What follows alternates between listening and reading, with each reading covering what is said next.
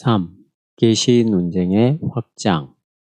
데카르트의 자의식, 칸트의 비판 철학, 헤겔의 세계 정신, 슐라의 로마호의 직관과 감정, 그리고 미첼의 역사적 사건 안에 드러나는 계시 이해, 트렐치의 종교사적 접근으로 인하여 그리스도교의 계시 개념은 혼란과 위기에 직면케 되었다는 점은 앞에서 언급한 바와 같다. 모든 입장들이 나름대로의 당시적 타당성과 당위성을 갖고 있었을지 모르지만 이러한 거의 3세기에 걸친 철학적, 인간론적인 하나님 이해 내지 계시 이해로 말미암아 하나님은 인간에 의해 세계 이해의 중심으로부터 주변으로 밀려나게 되었던 것이다. 인간의 종교성 혹은 인간의 문화에 내면화된 하나님만 생각하고 있던 그들에게 하나님의 계시가 중요한 관심의 대상이 될 수 없었으면 자명한 일이었다. 오히려 인간의 내면에 놓여있는 정서와 도덕성과 종교성이 그들에게 중요했기 때문에 결국 하나님의 초월성은 초월되어 버렸고 내면만이 궁극적 문제로 제기되었다. 이러한 신학의 국면을 획기적으로 전환시킨 신학운동이 여기서 고찰하게 될 변증법 신학이다. 물론 이 변증법 신학이 시종여일하게 전개된 것은 아니며 또한 어느 한순간도 여기에 참여한 모든 학자들이 하나의 사유방식만을 갖고 있지 않았고 서로 다른 결론에 도달하게 되기도 하였지만 이들이 한결같이 지금까지의 자유주의적 신학적 사고를 거슬러 하나님을 신학의 주제로 삼고 있다는 점에서 일치하고 있다. 또한 이들의 사유방식을 통해 개신교 신학에 있어서 계시 이해의 국면 전환을 보게 될 뿐만 아니라 이들의 치열한 계시 논쟁으로 인하여 계시론이 다시 신학의 핵심 개념으로 부각되었다는 점은 분명하다. 이 책에서는 주로 바르트와 브룬너 그리고 불트만을 중심으로 그들이 어떻게 계시 문제를 신학에서 핵심적 주제로 확장시켰는지 그리고 그들이 계시에 대해 어떤 차이점을 갖고 있는지를 고찰함으로써 판넨베르크의 계시론이 더하고 있는 그 현대신학적 계시론의 자리를 명확하게 정리하고자 한다. 1. 계시와 자연. 중간시대라는 잡지를 중심으로 자신들의 신학적 소신을 피력한 변증법 신학자들은 계시하는 하나님의 주 되심을 확고하게 드러내고자 하였다. 그러나 예수 그리스도를 증언하는 하나님의 말씀만을 유일한 계시로 주장하고 그 이외의 것을 철저하게 배격하는 이른바 바르트의 그리스도 중심적 성서 실증주의적 계시 이해에 대해 많은 동료 학자들이 계속 동조할 수는 없었다. 이들이 바르트의 생각을 오해했던지 아니면 바르트가 극단적으로 계시 실증주의에 치우쳤는지에 대한 논의는 차치하더라도 분명한 것은 저들과 바르트와의 사이에는 더 이상 메꿀 수 없는 간격이 벌어지게 되었다는 점이다. 특히 종교사 학파의 트렐치로부터 크게 영향을 받은 고가르테는 현대 사상과의 논의를 기꺼이 받아들이려 했다는 점에서 바르트와 구별된다. 그는 교육학자인 에브너가 제기한 나와 너의 철학으로부터 받은 영향으로 인해 인간 삶의 실존을 하나님 말씀과의 관계 속에서 다루었다. 고가르텐에게 있어서 바르트의 말씀 실증적이고 그리스도 중심적 신학 방법론은 인간적 삶의 보편성을 상실한 것으로 생각될 수밖에 없었을 것이다.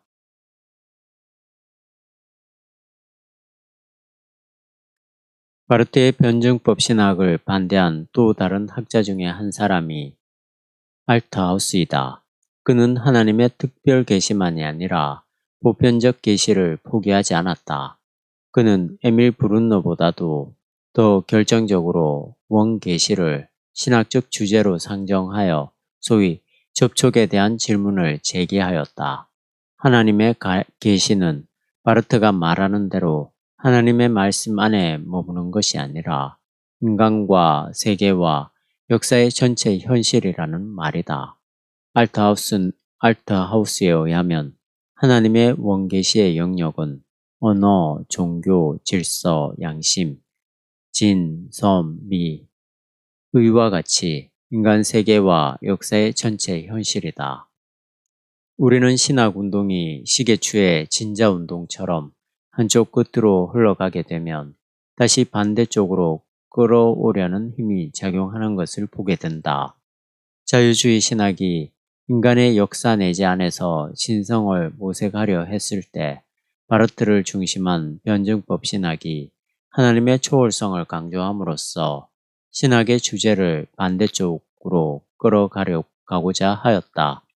그러나 바르트의 말씀 중심적 계시 신학은 이미 교회와 신앙의 현실이 되어버린 이 세계와 인간과 역사를 지나치게 축소시킴으로써 역작용을 불러오게 된 것이다.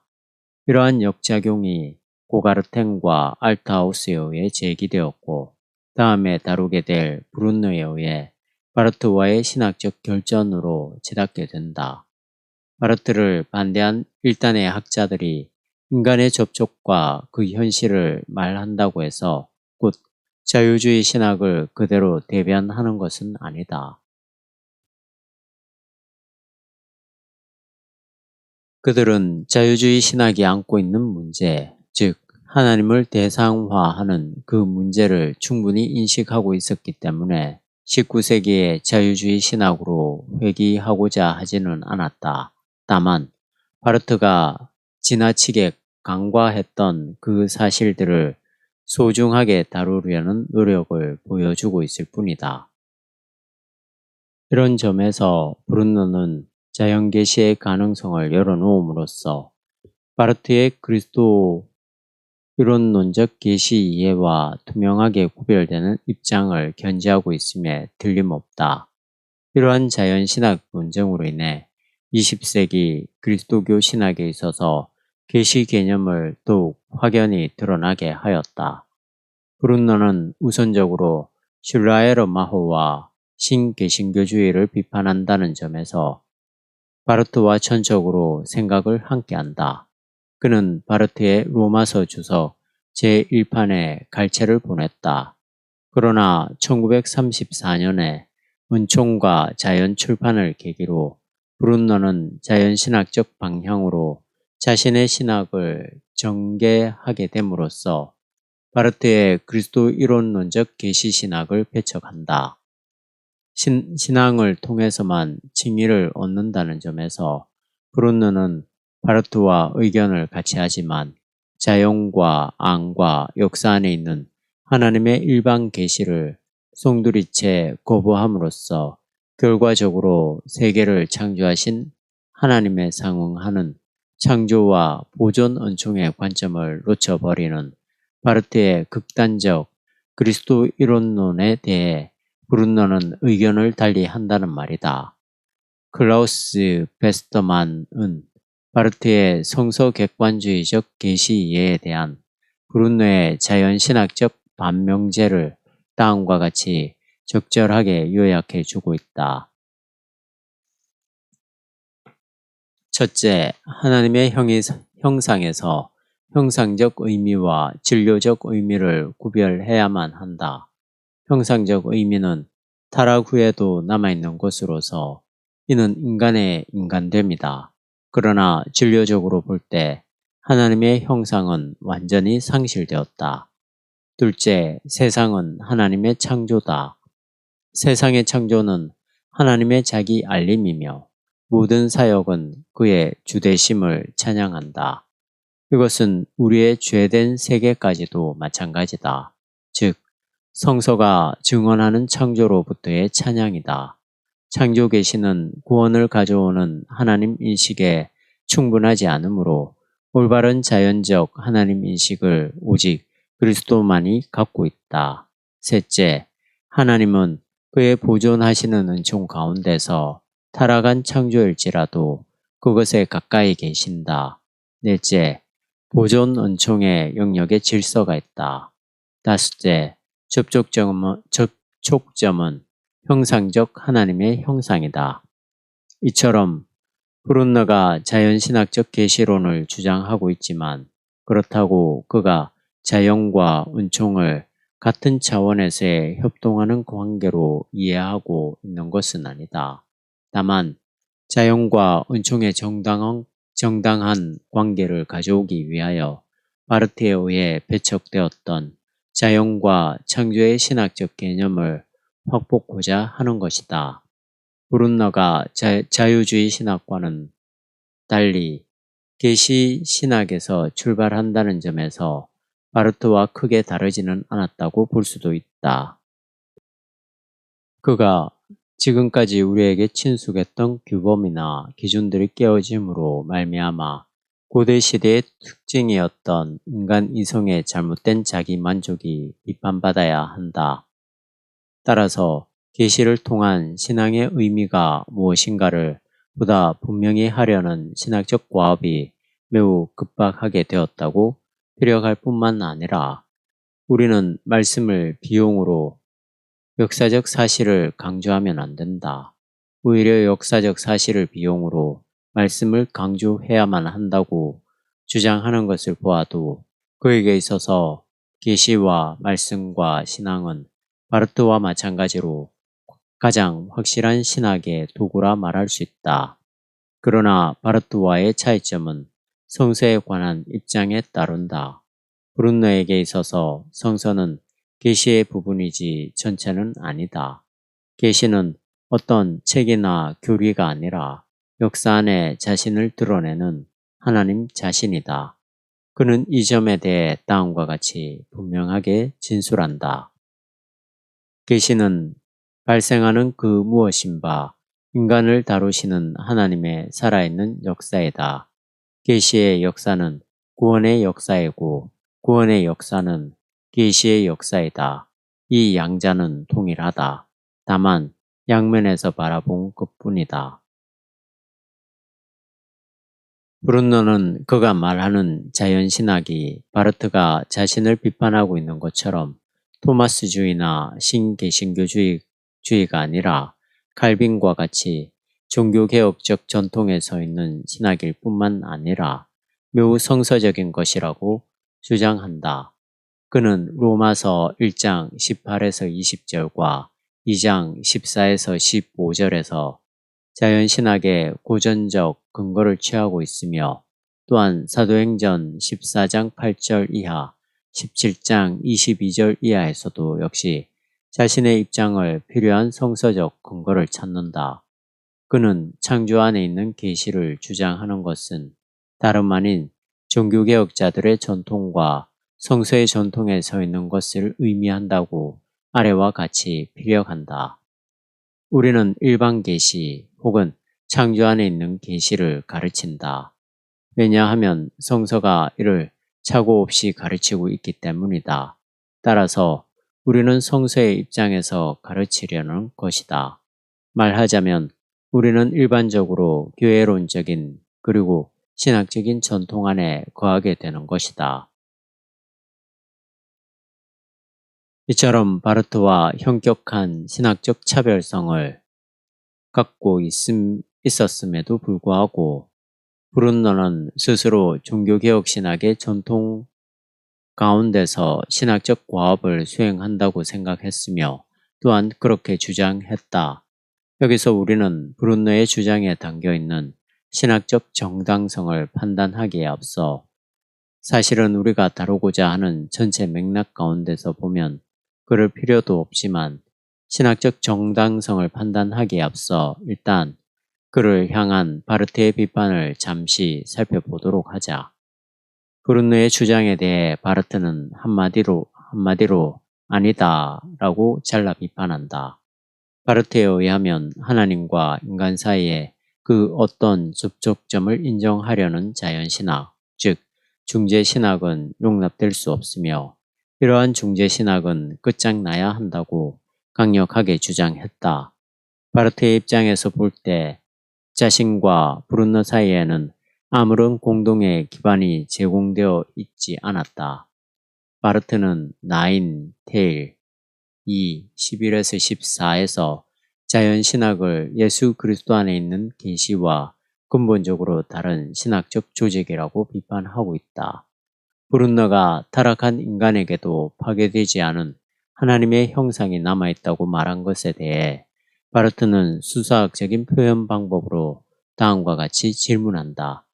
물에 빠져 죽을 자가 건짐을 받은 후에 자기는 인간이지 쇠뭉치가 아니라고 자신의 구원받을 자격에 대해 주장해도 좋은 것인가?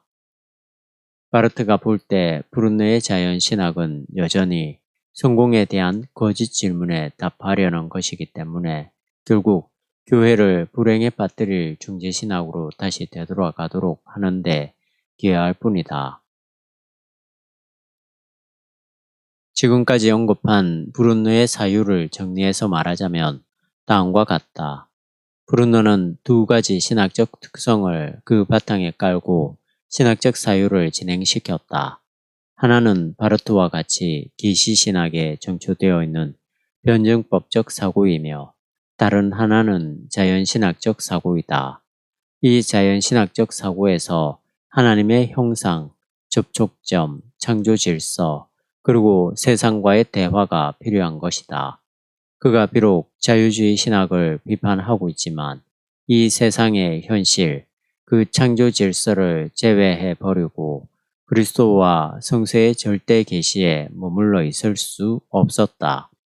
아무리 인간이 자신 안에 구원의 가능성을 찾아보기 힘들 정도로 타락하였다 하더라도 인간과 하나님과의 사이에 아무런 접촉점이 놓일 수 없다고 주장하게 된다면 이것은 일종의 그리스도교적 불가지론으로 떨어지게 될지 모른다.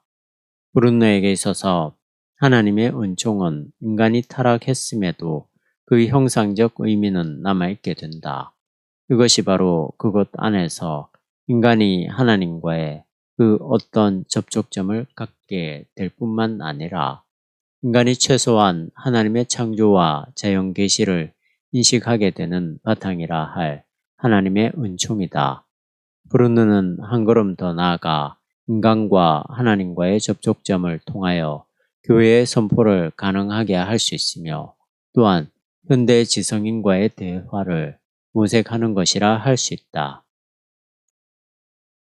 브룬너는 은총론의 적극적인 해석과 성교론의 당위적인 측면에서 그리스도교의 영역을 확대하고자 한 것으로 보인다. 하나님의 은총이 어디까지 이르는가의 문제는 신학사적으로 매우 오랜 전통 가운데 놓여 있다. 칼빈과 요한 웨슬레, 더 나아가 어거스틴과 펠라기우스에게까지 소급될 수 있을 것이다. 인간의 전적인 타락과 하나님의 선제적 은총, 그리고 하나님의 구원 섭리와 인간의 자유의 관계를 어떻게 설정하느냐에 따라 상호간 신학적 방향을 구별짓게 된다. 브룬너는 자유주의 신학이 인간을 지나치게 신뢰함으로써 하나님에 대해서 언급할 아무런 내용을 갖지 못하게 된 오류를 잘 알고 있었지만 바르트처럼 인간과 역사와 세계를 신학의 범주에서 소외시키지 않았다. 이런 점에서 바르트가 계시의 내용에 관심을 가졌다면 브룬너는 계시의 방법에 관심을 가진 것이라고 볼 수 있다. 따라서 브룬노와 바르트 사이에 있었던 자연신학 논쟁은 그리스도교의 특수성과 보편성이라는 관점에서 그리고 케리그마와 하나님 성교라는 측면에서 앞으로도 끊임없이 계속될 수밖에 없는 신학적 주제일 것이다. 다만 분명한 점은 브룬너와 바르트와 달리 창조 계시와 자연 계시의 문을 열어두었기 때문에 상대적으로 풍부한 신학적 주제와 내용을 진술할 수 있었을 뿐만 아니라 판넨베르크의 역사 계시 설계와 신학적 연관이 가능하다는 사실이다. 2. 계시와 실존.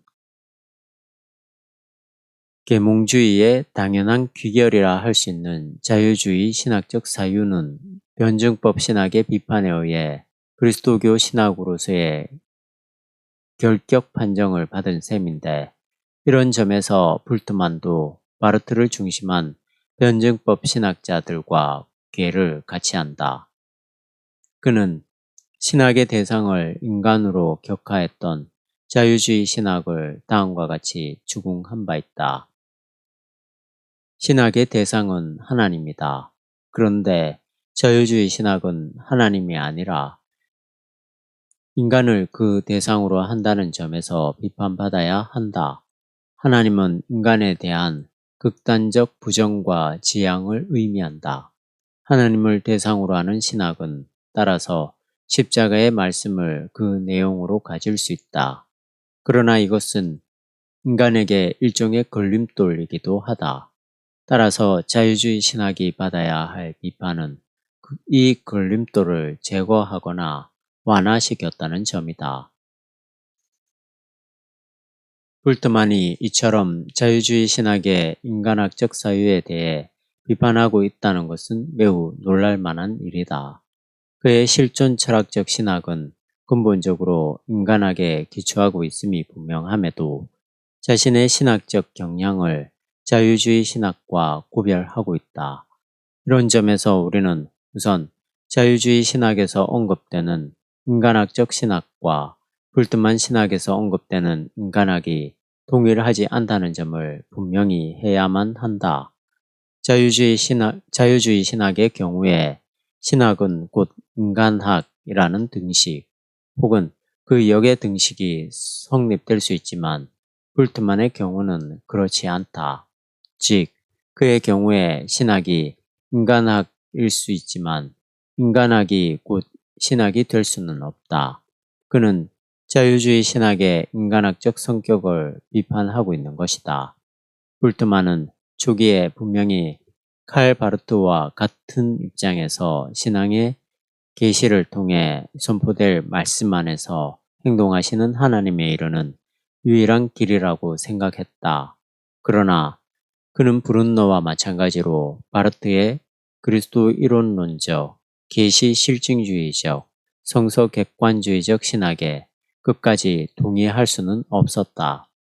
자유주의 신학에 내포되어 있는 값싼 낙관주의에 대항하기 위하여 변증법 신학으로서의 출발은 가능했지만, 바르트처럼 편향된 변증법 신학으로서 인간의 모든 문제에 대답할 수는 없다고 생각한 것이다.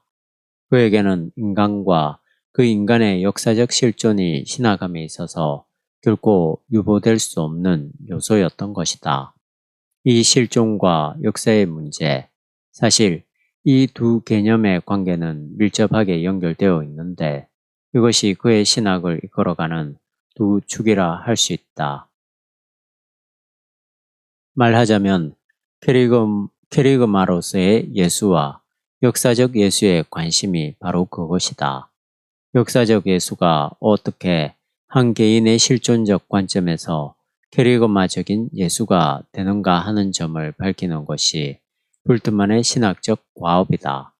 불트만의 탈신화화 논의는 다름 아닌 성서 해석에 있어서 역사의 실존적 이해를 그 원리로 적용시키려는 시도이다.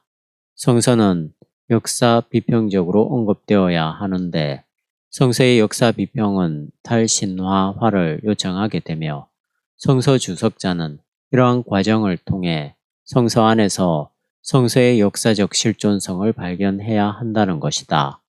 성서의 신화는 성서 기자들 시대에 있어서 역사적 사실 내지 진실이었지만, 오늘의 해석자에게는 실존적 진실일 뿐이다. 신화로부터 이러한 실존적 진실을 찾아내는 일이 탈신화화 작업이다. 불트만이 신약의 선포가 타당성을 가지려면 그것을 탈신화하는 길 이외에 다른 대안이 없다고 진술하는 것이나 역사적 해석도 해석자의 실존 물음에 따라 이동하여 역사 속에 각기 영향을 미치는 실존 이해를 질문하는 것이기 때문에 그러한 역사 해석을 실존론적 해석이라고 규정하는 것은 그가 역사와 실존을 신학적 기초로 삼고 있다는 사실에 대한 진술이다. 결국 역사 실존적 해석, 즉 역사와 실존이 불트만의 신학이 갖는 고유한 특성이라 할 수 있다. 따라서 그에게 있어서 계시는 기적적이고 초자연적 사건, 그래서 전혀 다른 그 무엇이기 때문에 역사로부터 고립된 또한 자연으로부터 소외된 사건이 아니며 그것은 시간과 공간 안에 있는 역사적 사건이다. 그러나 동시에 이 역사는 역사 철학적인 의미에서의 역사를 뜻하는 게 아니라 하이데거로부터 영향을 받은 바의 실존적 역사, 즉 역사성을 뜻한다. 불트만에 의하면 그리스도는 캐리그마 밖에 그 어느 곳에서도 인간을 만나지 않는다. 또한 캐리그마는 일반적 진리나 무시간적 관념을 선포하는 게 아니며 계시는 예수 그리스도의 사실 이외에 그 어느 것도 아니다. 불트만에게 계시는 그리스도의 역사적 사건이 선포에 의해 캐리그마로 받아들여질 때 발생한다. 이 현재적 캐리그마가 바로 계시의 순간이며 지금 그리고 여기서 인간과 만나는 캐리그마가 곧 계시이다. 즉 역사적 구원 사건의 실존적 체험이 계시다. 결국 그에게는 역사적 사건을 바라보고 행동하는 인간의 실존적 결단이 중요한 것이기 때문에 인간학적 성격에서 벗어나지 못한다고 보아야 한다. 그는 자유주의 신학이 신학의 대상을 하나님으로부터 인간으로 옮겨 놓았다고 비판하였음에도 불구하고 결과적으로 인간론적 신학에 머물고 있는 셈이다. 그는 이러한 비판을 솔직하게 인정하면서 다음과 같이 피력한 바 있다. 나는 신학을 위해 인간학을 이용하려고 한다. 왜냐하면 인간 삶에 대한 언설로서 신학적 확신을 해석해야만 하기 때문이다. 불트만의 계시론에 놓여있는 난점이 바로 이것이다.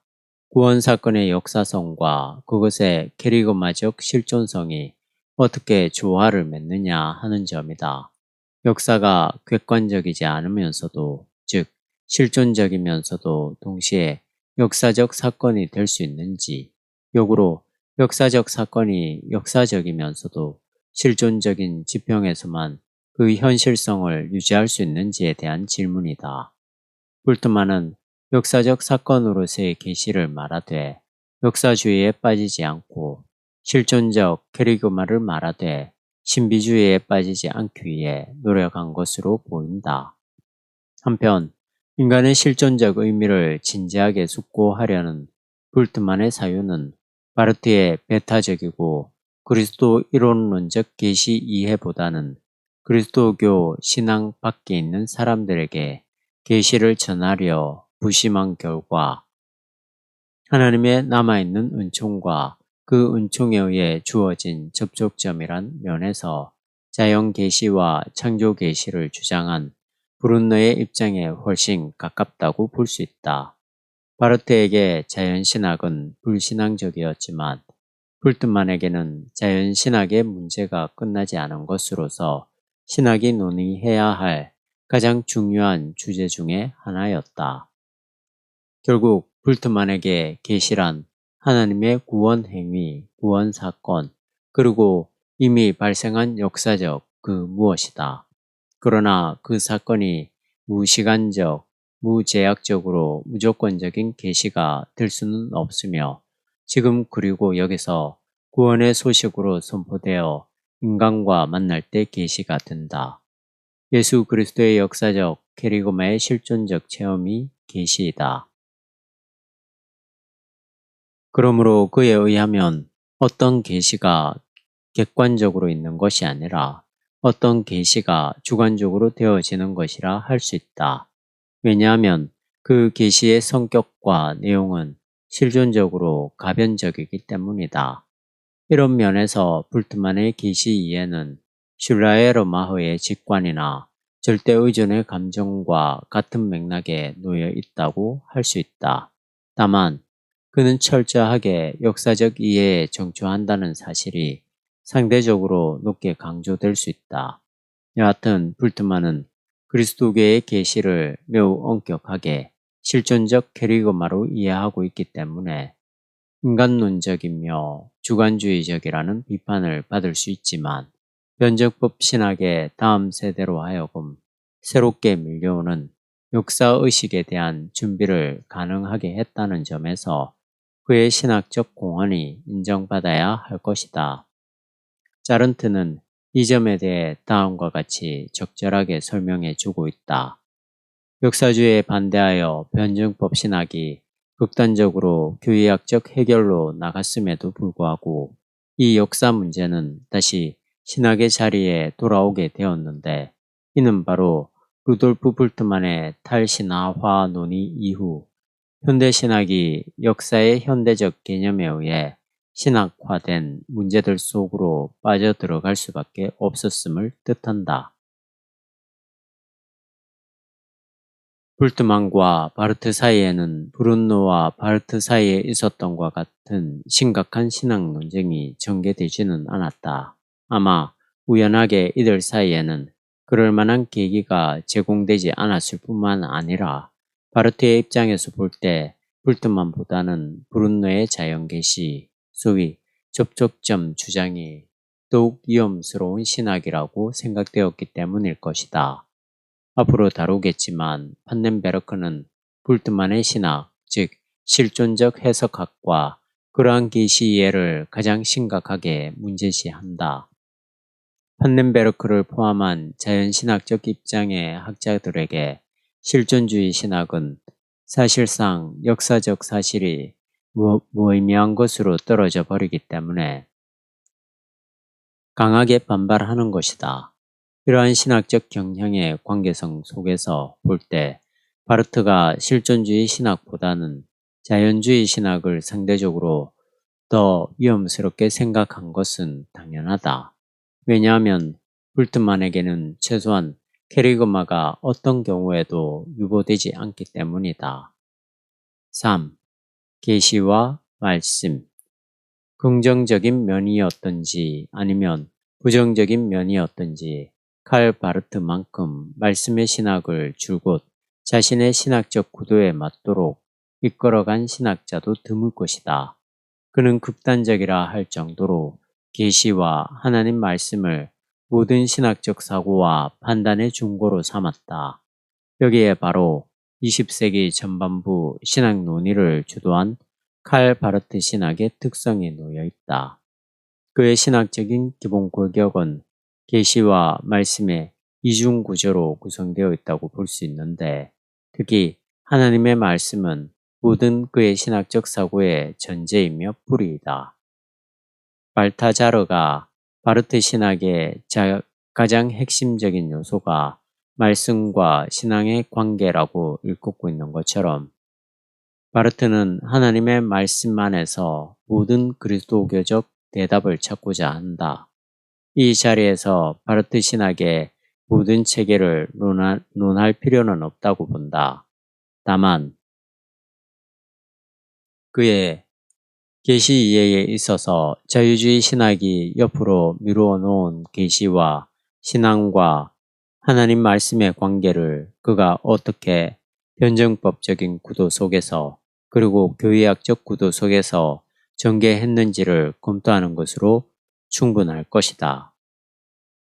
바르트는 그가 신학교육을 받은 자유주의 신학의 주장과 달리 하나님과 인간이 결코 동일한 지평에 속하지 않다는 것에서 신학적 사유를 시작한다.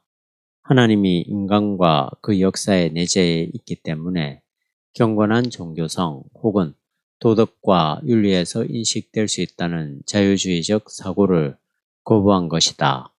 바르트는 하나님의 자리와 인간의 자리가 결코 같을 수 없다고 생각한다. 하나님은 소위 절대 타자이다. 따라서 인간이 자신의 지적인 노력이나 신비적 명상으로 하나님에게 도달할 수 없음은 불문가지이다.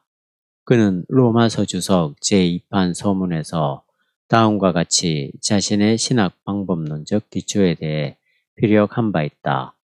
내가 만약 하나의 구조를 갖고 있다면 그것은 퀴에르케고르가 시간과 영혼의 무한한 질적 차이라고 불렀던 것을 소극적인 그리고 적극적인 의미에서 최대한 고집스럽게 견지했다는 것이다. 하나님은 하늘에 그리고 당신은 땅에. 이 인간에 대한 하나님의 관계 또한 이 하나님에 대한 인간의 관계가 나에게 있어서 성서의 주제이며 철학의 모든 것이다. 바르트가 위에서 말한 대로 인간과 하나님의 무한한 질적인 차이를 주장하는 이유는 앞서의 자유주의적 신학 설계가 진술하는 인간의 종교성 내지 도덕성으로는 결코 하나님 인식에 도달할 수 없다는 사실을 확신했기 때문이다.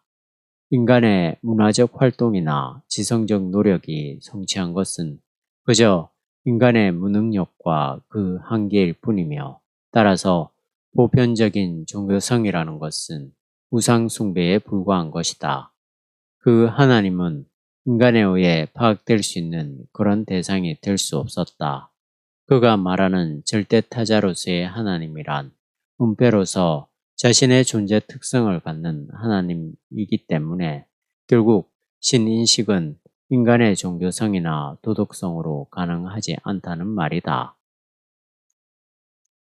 그렇다면 바르트에게 있어서 하나님은 완전히 가려진 존재인가? 그렇지는 않다. 하나님을 인식할 수 있는 유일한 가능성은 하나님 자신의 계시에 근거해서만 논의될 수 있다. 하나님은 인간의 지적인 노력에 의해 알려질 수 없고 다만 하나님 스스로의 자기 알림을 통해 인식될 수 있다는 말이다. 그러므로 하나님은 은폐의 하나님일 뿐만 아니라 동시에 계시의 하나님이다. 하나님은 은폐와 노출의 변증법적 방식으로 존재하는 분이라 할 수 있다. 인간 이해로부터 시작하는 자연과 역사와 실존 및 신비 경험은 결코 하나님의 이룰 수 있는 길이 아니며 다만 하나님의 자기 계시만이 그 길이다. 바르트는 다음과 같이 피력하고 있다. 하나님이 누구이며 신적인 것이 무엇이냐 하는 것을 우리는 하나님이 자기 자신을 그리고 이로써 자신의 본성과 신적인 것의 본질을 계시하는 곳에서만 배울 수 있다. 이런 면에서 우리는 바르트의 변증법 신학을 계시 신학이라 일컫는다. 19세기의 자유주의 신학에서 제거된 하나님의 초월성과 대상성을 절대타자의 하나님 안에서 그리고 은폐의 하나님 안에서 회복시키려고 하였는데 이러한 작업을 위해서 하나님의 자기 계시로는 강조될 수밖에 없었다. 결국 하나님이 주체로서 활동하시는 신학으로 돌아가게 된다. 그러나 무엇을 하나님의 계시로 생각하느냐에 따라 일련의 변증법 신학자들의 입장이 구별되기 때문에 예컨대 앞서 살펴본 대로 브룬너와 불트만도 역시 하나님의 계시 신학을 언급하지만 바르트의 입장과 구별될 수밖에 없기 때문에 사실 이 문제는 다시 원점으로 돌아갈 수도 있다. 이러한 신학적 충돌은 오늘에 이르기까지 계속되는 것일 뿐 아니라 인간의 역사가 완료되지 않은 한 앞으로도 간단 없이 지속될 논쟁적 문제이다. 이제 바르트가 하나님의 계시를 어떻게 생각하는지 앞서 설명한 브룬너와 불트만의 견해를 전제하고 구체적으로 살펴보도록 하자. 바르트 신학의 모든 구조가 하나님 말씀에 집중되고 있듯이 계시도 역시 하나님 말씀 안에 놓여 있다. 즉, 하나님은 말씀으로 자신을 알리신다. 그 하나님의 계시인 말씀 안에서 인간은 하나님을 인식할 수 있다. 인간의 하나님 인식은 인간이 오직 하나님 말씀 앞에 직면할 때 가능한 일이다. 이에 대해 짜른트는 바르트의 신학적 입장을 아래와 같이 설명하고 있다. 주가 말씀하셨다는 명제는 바르트의 출발점이다. 이는 인간의 통제 밖에 있는 그러나 결정적인 계시의 유일한 사건이다. 이것은 성서의 유일한 관심이며 따라서 동시에 신학의 유일한 관심이다. 바르트의 계시론이 말씀 실증주의적 성격을 갖고 있다고 해서 그 하나님의 말씀이 단순히 문자적인 의미에서 성서만을 뜻하는 것은 아니다. 그 말씀은 삼중의 형태로 드러난다. 첫째는 계시된 말씀이며 둘째는 쓰여진 말씀이고 셋째는 선포된 말씀이다. 이러한 삼중 구조는 말씀의 삼위일체론적 이해라 할 수 있는데 이것은 변증법적인 상호 관련성을 갖는다. 바르트는 다음과 같이 그 관계성을 설명하고 있다. 계시된 하나님의 말씀을 우리는 교회의 선포에서 인정된 성서로부터 혹은 성경에 기초한 교회의 선포로부터 알 수 있다.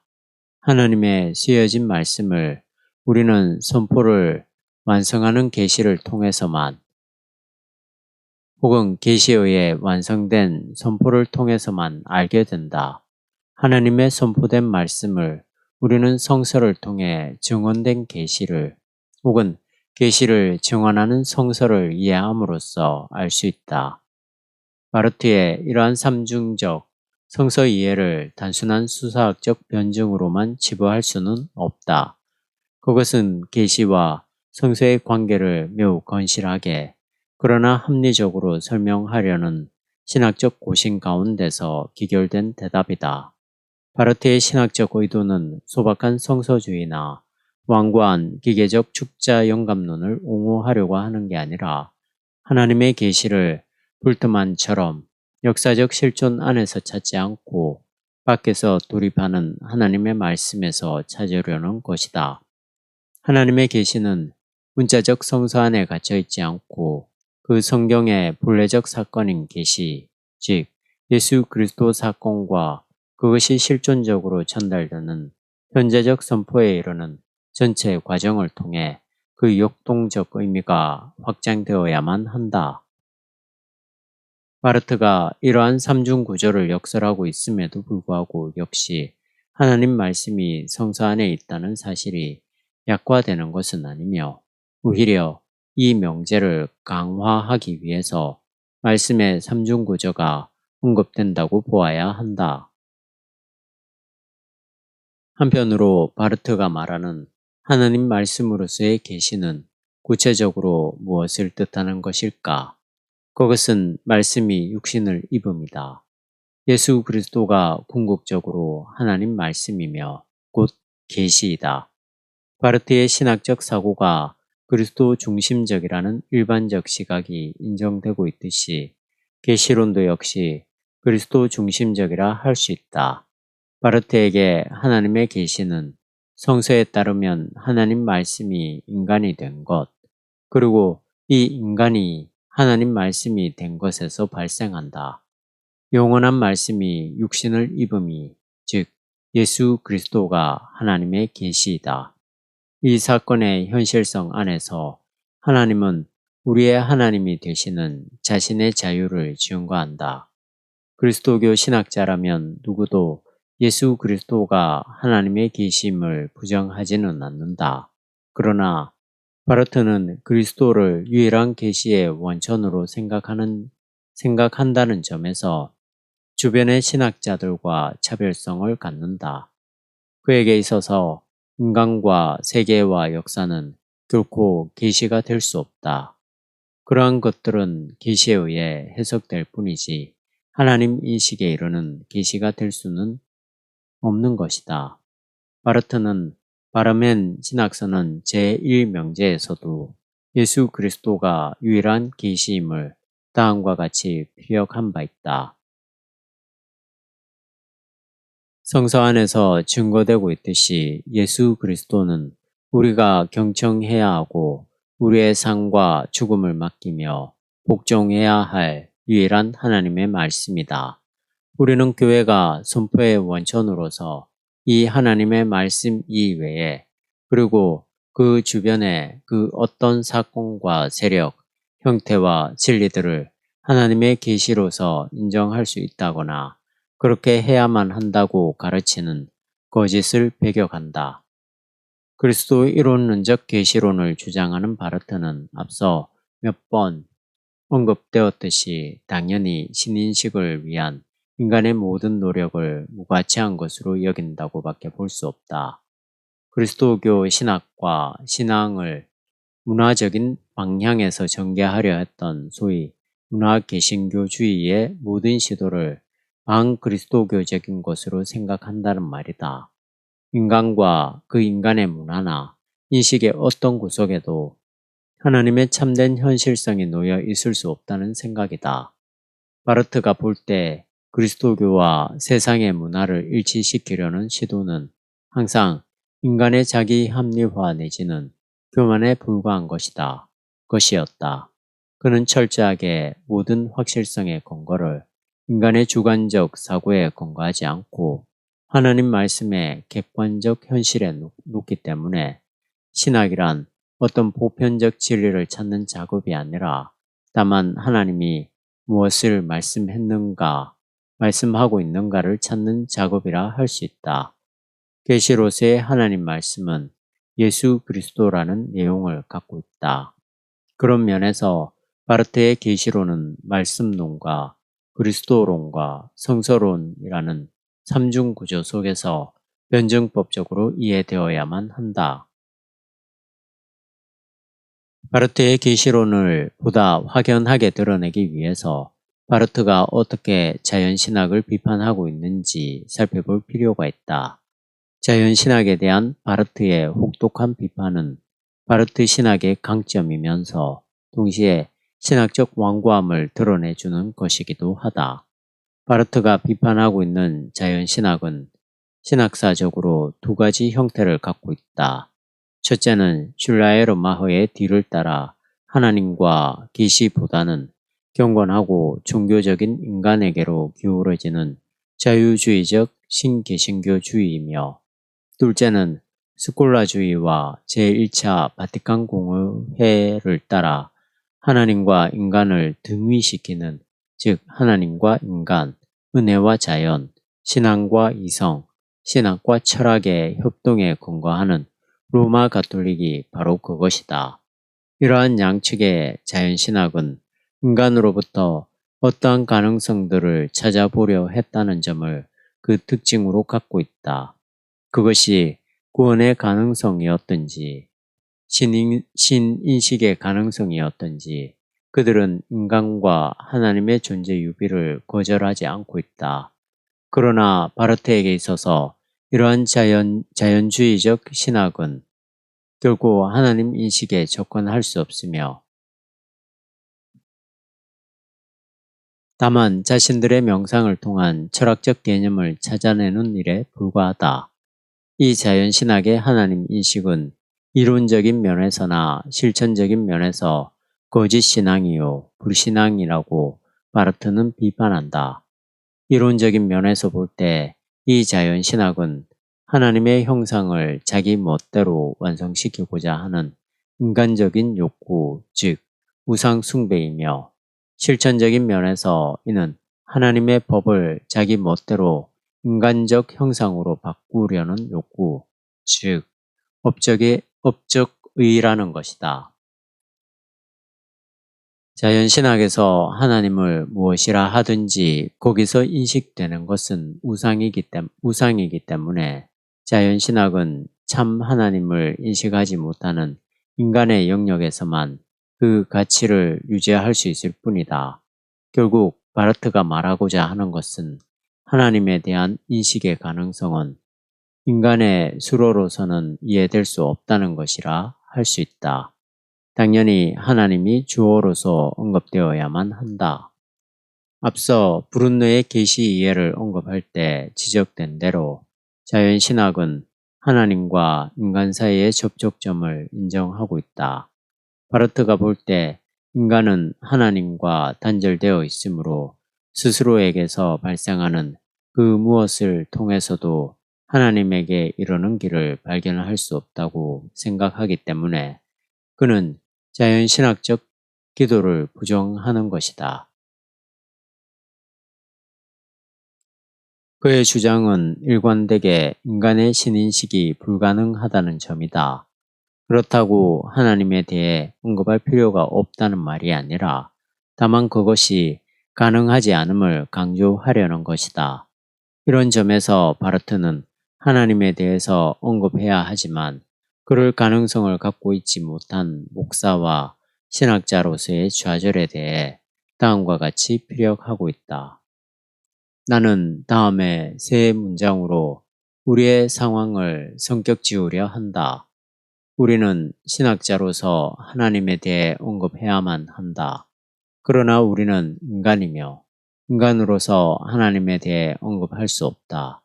우리는 이 양자, 즉 우리의 당위와 무능력을 알아야 하며 그리고 이것으로서 하나님께 경외를 드려야 한다. 그러므로 계시인식에 있어서 바르트에게는 오직 하나님의 말씀 앞에 직면하는 것만이 유일한 길이다. 바르트가 자연신학을 비판하는 것은 인간의 모든 문화와 역사 자체를 부정하는 것이 아니라 신학의 자리를 말씀에 정초해야 한다는 점을 분명히 하려는 것이다. 종교사 학파에서 말하는 일반적 종교 현상이나 리출의 역사 사건이나 슐라의 로마호의 직관과 감정이 그리스도교 신학의 주제가 될 수 없고 오직 하나님 말씀을 올바로 이해하는 것만이 신학의 주제이며 따라서 그것을 통해서만 계시가 드러나게 된다. 바르트는 이 말씀 안의 계시를 인식하기 위해서 인간에게 요청되는 것은 인식론적 이성이 아니라 성서적 신앙이라고 생각한다.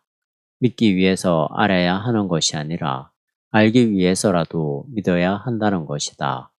인간이 하나님을 인식하기 위한 모든 이성적인 노력은 더욱 하나님의 은폐성만 드러낼 뿐이다. 따라서 인간이 하나님의 자기 은폐성 앞에서 좌절할 때에 하나님은 예수 그리스도를 증거하는 말씀으로 자신을 계시하게 되고 인간은 믿음으로 그 계시를 인식하게 된다는 말이다. 인간의 모든 문화와 역사를 포기하고 하나님의 말씀 앞에 대면해야만 한다는 바르트의 신학적 특성은 그리스도론적 역동성을 부각시킬 수 있지만 결국 계시론의 편협성으로 떨어질 수밖에 없다. 하나님의 말씀 안에 계시를 국한시킴으로 인해서 인간의 역사는 계시와의 관련성을 상실하게 된다. 바르트가 역사와 문화를 계시 이해의 장소로 생각한 19세기의 자유주의 신학을 극복하기 위해서 계시의 모든 역사적 성격을 파기하기에 이름으로써 그는 말씀 객관주의자라는 평가를 받지 않을 수 없다. 하나님 말씀 이외의 세계는 하나님의 계시가 아니라 말씀에 의해 해석되어야 할 대상에 불과한 것이다. 그에게 있어서 사실적 역사는 그것을 규정하는 원역사에 근거하고 있을 뿐이다. 객관적 역사를 밝히는 일은 신학에 속한 것이 아니며 그것은 신학과 관련이 없다.